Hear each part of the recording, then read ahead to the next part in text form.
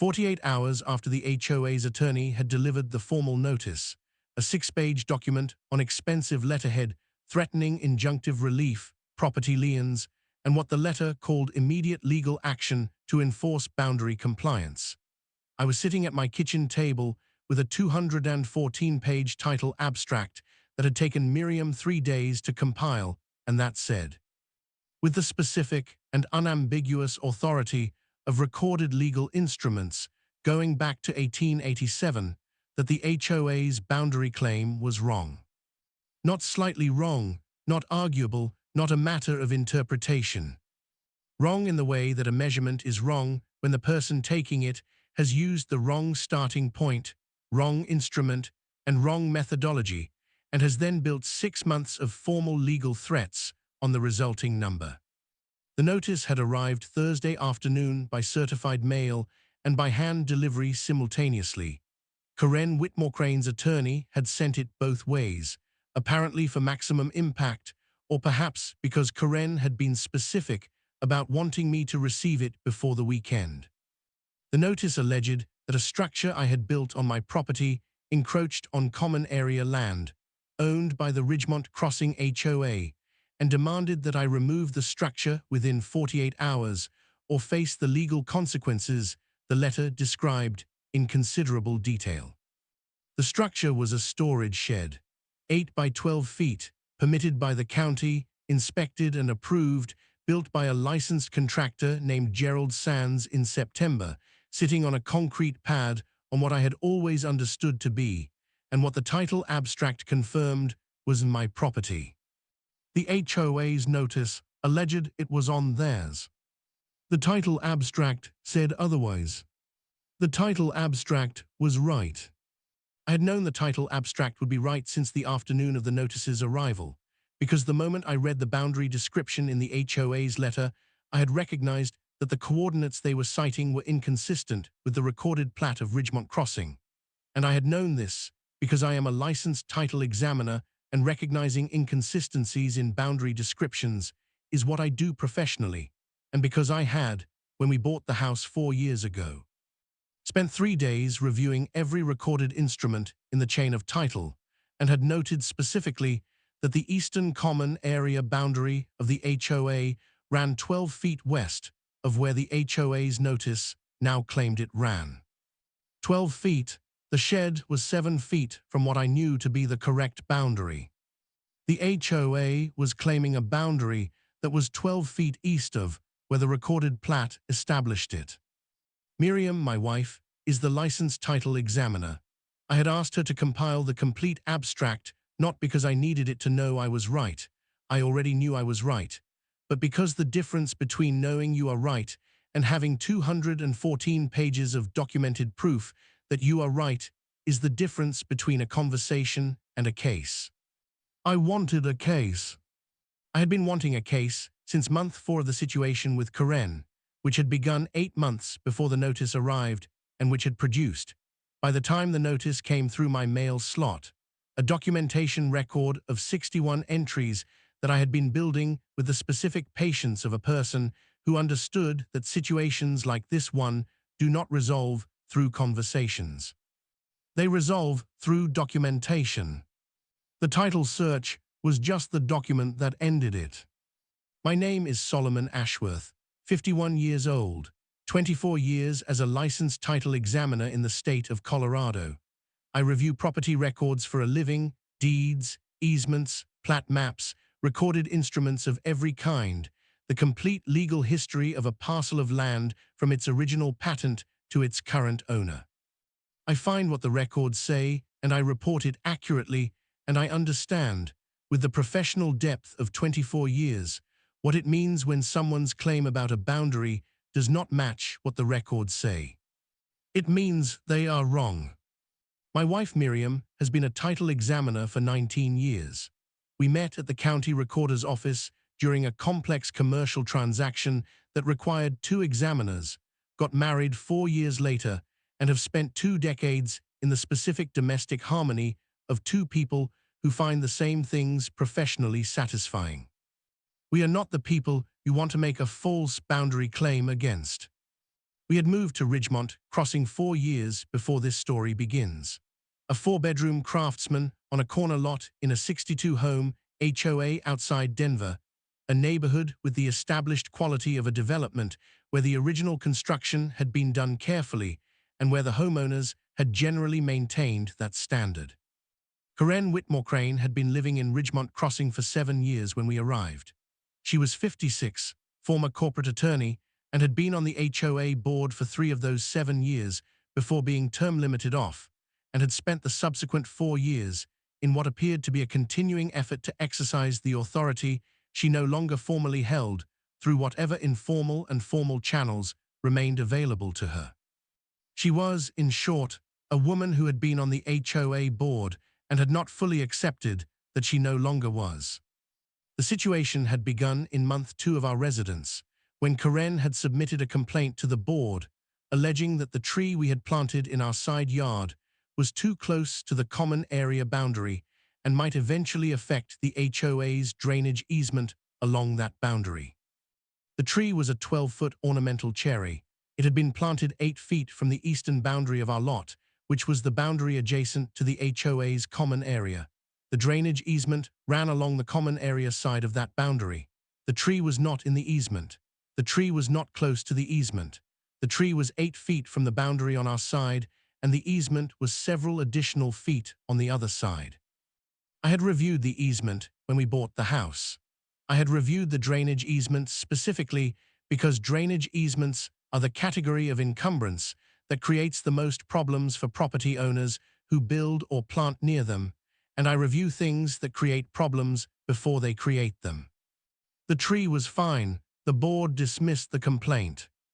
Karen's response to the dismissal was to file a second complaint alleging that our outdoor lighting was creating light pollution affecting the common area, which the board dismissed, and a third complaint alleging that our fence line was inconsistent with the recorded plat, which required me to submit the actual recorded plat to the board with the fence line's position clearly marked, which the board accepted, and on the basis of which they dismissed the third complaint. I began the documentation log in month 3 after the second complaint. Miriam had reviewed the 2 dismissed complaints and said, in the specific language of a title examiner assessing a document for accuracy, that both complaints appeared to be based on an incorrect understanding of the property boundaries. I said, or a deliberate misrepresentation of them. She said, the distinction matters legally, but not practically at this point. What matters is that someone is making repeated claims about our property that are inconsistent with the recorded instruments. I said, and will continue making them. She said, yes, start the log. I had started the log. Over 8 months, I had made 61 entries.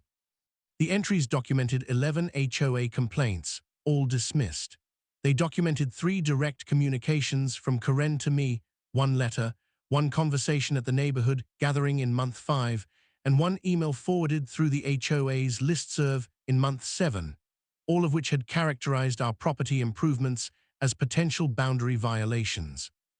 They documented 2 conversations with the HOA board president, a retired engineer named Harold Webb, who had been patient and fair and had dismissed every complaint correctly and who had told me in month 6 that the board was tracking the pattern. They also documented, in month 4, Karen's first mention of the storage shed. We had not yet built the shed in month 4. We had not applied for the permit in month 4. We had been thinking about a storage shed, and Miriam had mentioned it in a conversation at the neighborhood gathering, and Karen had been standing within earshot, and the following week, the HOA's Architectural Review Committee had sent us a letter asking for our plans for a proposed accessory structure. We had not submitted plans because we had not yet finalized them. The letter had been the first indication that Karen was monitoring our conversations and using the HOA's administrative processes as an early warning system. I had noted this in the log, entry 22. We had applied for the shed permit in month 5, county permit, because the county required permits for structures above a certain size and our 8x12 shed met the threshold. The permit application included a site plan showing the shed's position relative to the property boundaries, the setback distances, and the location of recorded easements. The site plan was prepared by a licensed surveyor. The surveyor had located the property corners, confirmed the boundary lines, and positioned the shed at 7 feet from the eastern boundary, the boundary with the HOA's common area, which was 2 feet inside the county's required 5-foot setback for accessory structures. The permit was approved in month 6. The shed was built in month 9 by Gerald Sands, who had built 3 other structures for me over the years and who understood permits and setbacks and the importance of building exactly where the permit said. The shed was exactly where the permit said. Karen filed an architectural review complaint with the HOA the week Gerald finished the concrete pad. The complaint alleged that the shed was too close to the common area boundary. The HOA's Architectural Review Committee reviewed the permit, the site plan, the surveyor's measurements, and dismissed the complaint. Entry 47. 2 weeks later, Karen had apparently decided that the architectural review process had insufficient authority and had contacted the HOA's attorney. The HOA's attorney was a firm in downtown Denver that the board had retained for general HOA legal matters, easement questions, collection matters, the routine legal administration of a 62-household association. Karen had apparently contacted them directly, which was irregular, and had provided them with a boundary description she had prepared herself. She had a law degree. She had prepared a boundary description based on her interpretation of certain recorded instruments. Her interpretation was wrong. Her interpretation was wrong in a way that, if correct, would have placed the common area boundary 12 feet east of where the recorded plat established it, which would have put the HOA's common area over my shed and approximately 3 feet into my side yard. Her boundary description was not correct, but it was sufficiently detailed and sufficiently legal-sounding that the HOA's attorney, who was a general practice firm and not a title specialist, had accepted it as the basis for the 48-hour notice. The notice arrived Thursday afternoon. I read it. I identified the boundary description Karen had used. I identified where her interpretation diverged from the recorded instruments. I called Miriam. She said, "Send me the notice." I forwarded it. She was at her office. She read it in 11 minutes. I know because her call back came 11 minutes after the forward. She said she's using the 1962 easement deed as her baseline. I said, yes.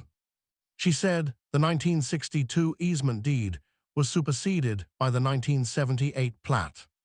I said, yes. She said the 1978 plat established the common area boundary at its current location. The 1962 easement deed described a different boundary because the development had not yet been platted. I said Karen is using the pre-plat boundary description as though the plat hadn't happened.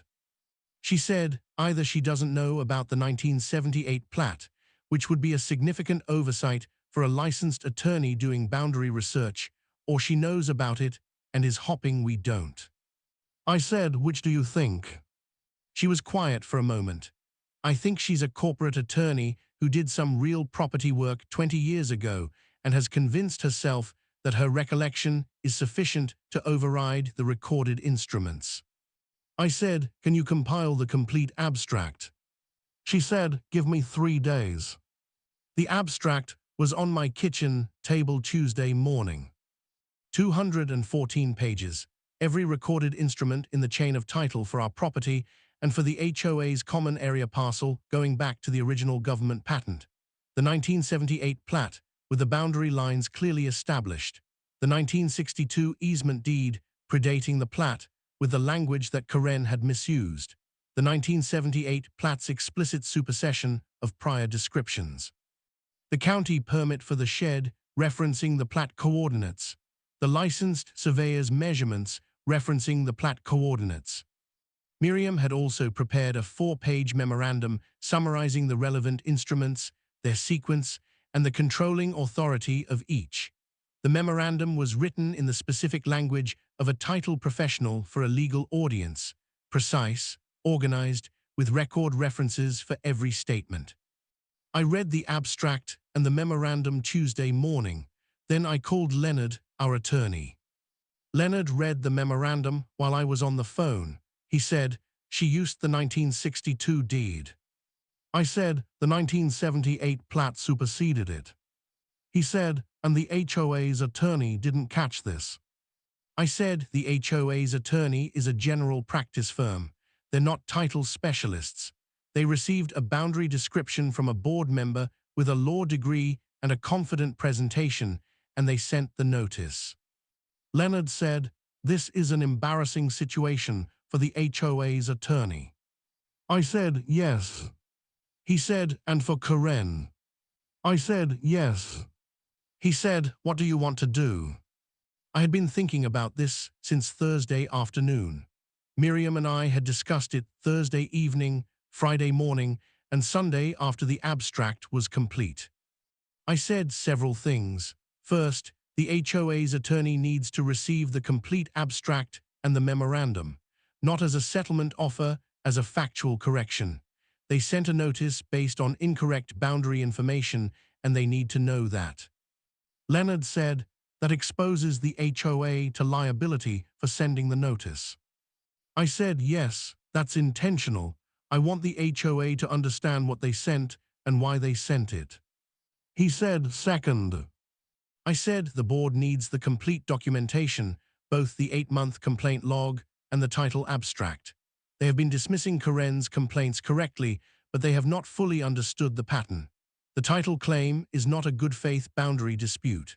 It is the latest in a documented 8-month campaign to use the HOA's institutional processes to harass our property." He said, "That's a strong characterization." I said, "The documentation supports it." He said, "Third." I said, "Karen's license." Miriam had raised this Sunday evening. Karen was a licensed attorney in Colorado. She had prepared and submitted a boundary description that she should have known, as a licensed attorney with real property experience, was based on a superseded instrument. She had submitted it to the HOA's attorney as factual support for a legal threat against our property. Leonard was quiet for a moment. Colorado bar complaint for filing a materially false boundary claim. I said, "The 1978 plat is a recorded public instrument. It is in the county records. It is not obscure. A licensed attorney doing boundary research in Colorado is expected to identify controlling recorded instruments. The 1978 plat is controlling. She used the 1962 deed instead." Leonard said, "You'd need to establish that she knew or should have known about the 1978 plat." I said, "The 1978 plat is recorded at the county. It is referenced in the legal description of every property in Ridgemont Crossing, including Karen's own property. Her deed references the plat." He was quiet for a longer moment. Her own deed references the plat she ignored in preparing the boundary description. I said, "Yes." He said, "That's a compelling basis for a bar complaint." I said, "I know." He said, "Do you want to file it?" I thought about this carefully. I had been thinking about it since Sunday, not about whether I had the basis. I had the basis. About whether filing it was what I wanted to do. I said, "I want to file the complaint with the HOA's attorney first and give them 48 hours to retract the notice. Same timeline they gave me. If they retract it and acknowledge the error, I'll address the 8-month complaint pattern through the HOA board without the bar complaint." He said, "And if they don't retract?" I said, "Then we file everything simultaneously. The bar complaint, the civil claim for the cost of the title search and legal fees, and a defamation claim for the notice's false statements about my property." He said, "That's measured." I said, "I've been practicing patience for 8 months. I'm practiced at it." Leonard sent the response to the HOA's attorney Wednesday morning. The response was 14 pages. It included the complete abstract as an exhibit, Miriam's memorandum as a second exhibit, the county permit, and surveyor's measurements as a third exhibit, and a clear explanation of why the HOA's notice was based on a superseded instrument. It also included a 48-hour deadline for retraction. The HOA's attorney called Leonard at 2:14 Thursday afternoon. Leonard relayed the call to me that evening. The HOA's attorney had reviewed Miriam's abstract. He had reviewed the 1978 plat. He had reviewed Karen's boundary description. He had, in Leonard's characterization, the specific tone of a professional who has discovered he has sent a legal notice based on incorrect information and is managing the emotional and professional consequences of this discovery. He said the firm would be retracting the notice. He said the firm had relied on information provided by a community member and had not independently verified the boundary coordinates. He said the firm was sorry for the distress the notice had caused. Leonard had said, calmly and without particular drama, that we appreciated the retraction and that we expected a formal written retraction on firm letterhead within 24 hours. The retraction arrived Friday morning. I held the retraction letter and read it twice. Then I put it in the documentation file behind the title abstract and the 48-hour notice and Miriam's memorandum and 61 entries of complaint history. Then I called Harold Webb. Harold was the board president, the retired engineer, the man who had dismissed 11 complaints correctly and who had been, throughout the 8 months of this situation, fair and competent and limited in his authority to do more than the board's processes permitted. He answered on the second ring. I said, Harold, the HOA's attorney has retracted the notice. He said, I heard, they called me this morning. A pause. Solomon, I owe you an explanation. I said, tell me. He said, Karen contacted the HOA's attorney directly. She told them she had identified a boundary encroachment that the board had failed to address and that the firm should act independently of the board to protect the HOA's interests. The firm should have called me before acting. They didn't. I said, they sent a notice threatening injunctive relief and property liens. He said, I know, I found out when you received it. He paused. I'm calling an emergency board meeting Saturday. I want the complete documentation, your 61-entry log, and the title abstract in front of the membership. I said, I'll prepare the presentation. He said, Solomon, the bar complaint. I said, is held pending the board meeting and the board's response. He said, what response are you looking for? I said, a formal board finding that the HOA's common area boundary is where the 1978 plat establishes it and that no encroachment exists. A formal board finding that the complaint pattern of the preceding 8 months constitutes an abuse of the HOA's administrative processes. And a formal board finding that Karen Whitmore Crane's submission of an incorrect boundary description to the HOA's attorneys, resulting in the issuance of a legally threatening notice to our property, requires board action. Harold said, those are significant findings. I said, the documentation supports them. He said, yes. He was quiet for a moment. It does. The board meeting was Saturday afternoon. Harold had notified all 62 households. 49 attended, the highest in Ridgemont Crossing's history, which Harold confirmed by checking the minutes going back 11 years. I presented the documentation, not all 61 entries, a selection that established the pattern, the timeline, the escalation from legitimate if baseless complaints to the boundary claim. Then the title abstract. I put the key pages on the screen.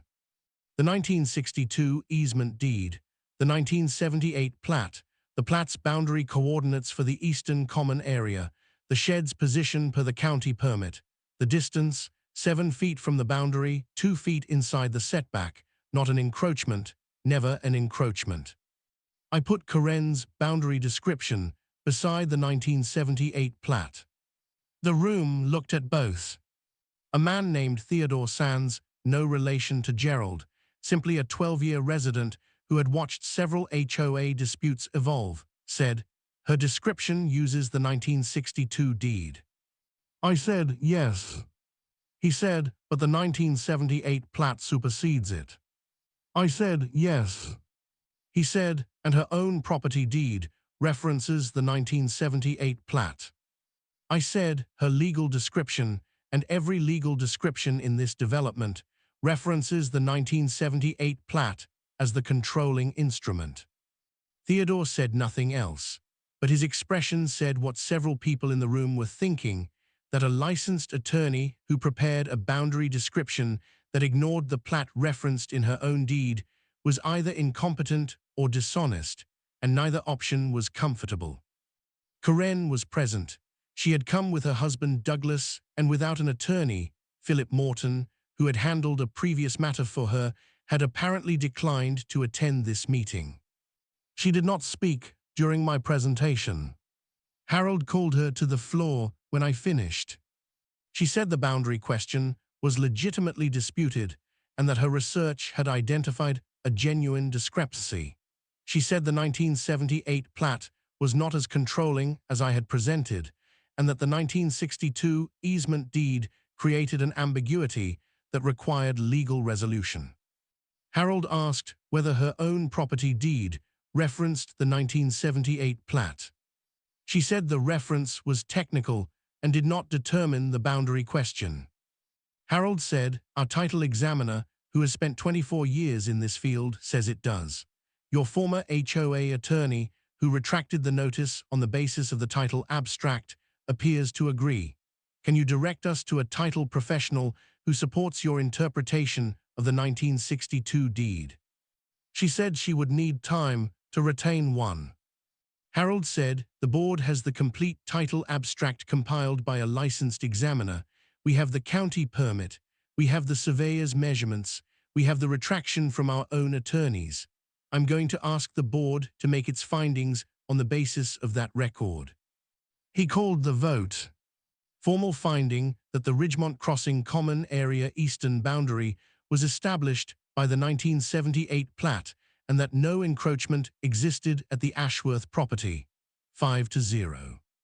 Formal finding that the complaint pattern of the preceding 8 months, encompassing 11 dismissed complaints regarding the Ashworth property, constituted an abuse of the HOA's administrative processes, 5-0. Formal finding that Karen Whitmore Crane's submission of an incorrect boundary description to the HOA's attorneys, without board authorization and resulting in the issuance of a legally threatening notice, was conduct unbecoming a community member requiring formal censure, 5-0. Formal censure, 5-0. Formal referral of the matter to the Colorado Attorney Registration and Disciplinary Committee for review of Karen's conduct as a licensed attorney in preparing and submitting the boundary description, 4-1. Karen's single remaining ally on the board voted against the referral. Harold said the referral was a recommendation to the board's attorney, not a filing by the board itself, and that Leonard would handle the formal submission. In the parking lot, Douglas Whitmore Crane found me before I reached my car. He was a quiet man, a commercial real estate appraiser who had attended the preceding 8 months of HOA proceedings with the quality of a man who was processing information more slowly than his wife was generating it. He said, the 1978 plat. I said, referenced in her own deed. He said, she didn't know. I said, that's the most charitable interpretation. He said, I'm choosing the charitable interpretation. He looked at the community center. I've been watching this for 8 months. I told her in month 3 that the complaints were not going to move Solomon and Miriam. I used those words specifically. I said these are title examiners. They know the records better than anyone. And she said she had done her research and the boundary was genuine. I said her research was incomplete.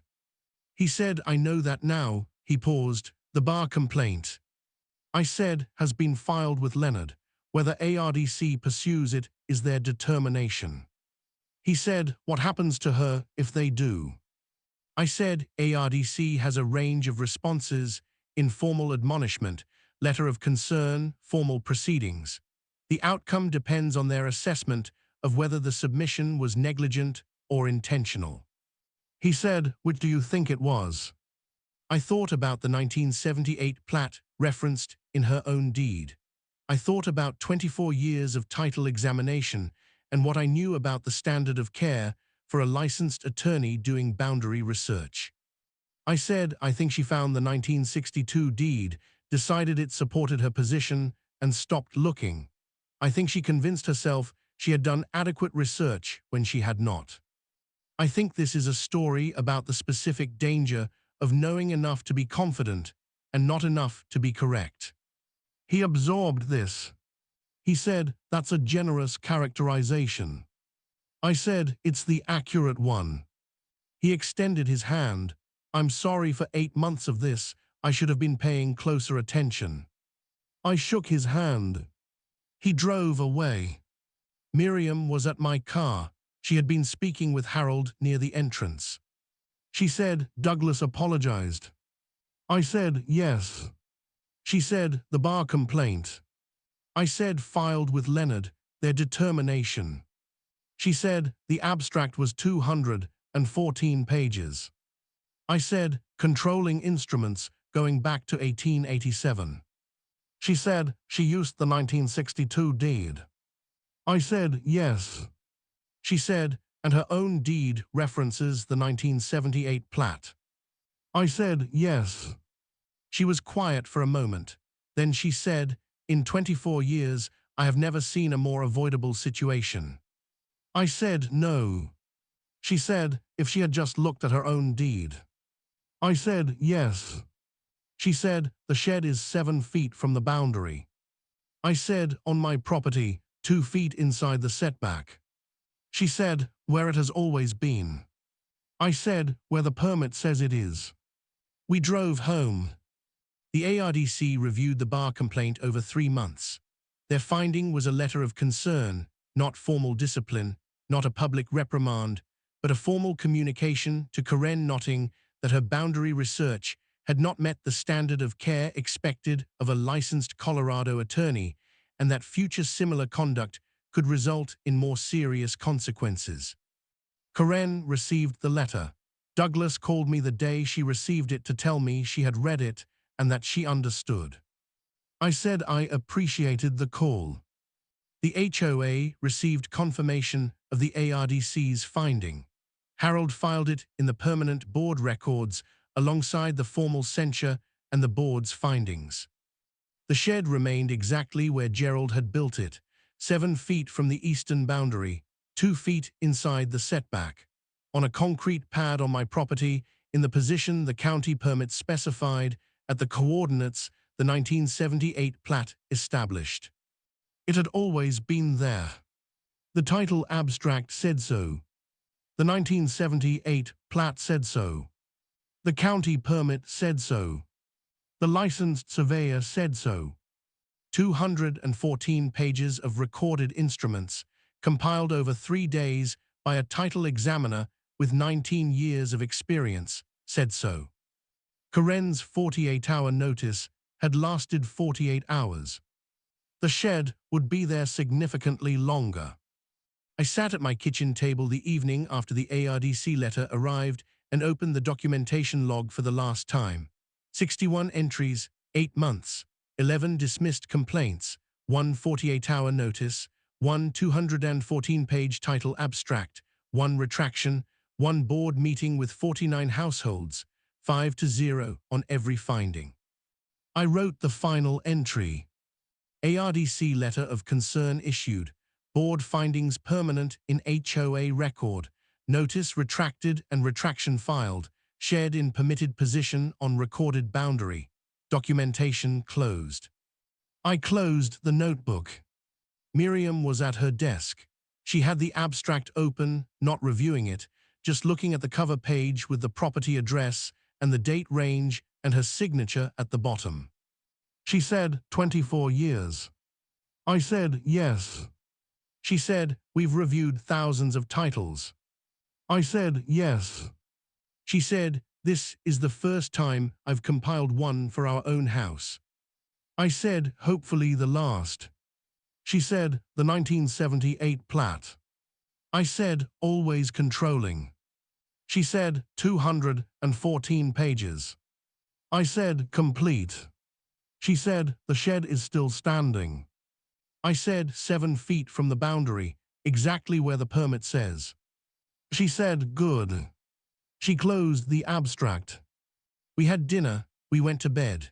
I slept well, the specific good sleep of a person who has completed a documentation project that was always going to come out one way if the record was complete. The record was complete. The record was always going to win. Framed thumbnail text. She gave me 48 hours. The 1978 plat gave me everything I needed.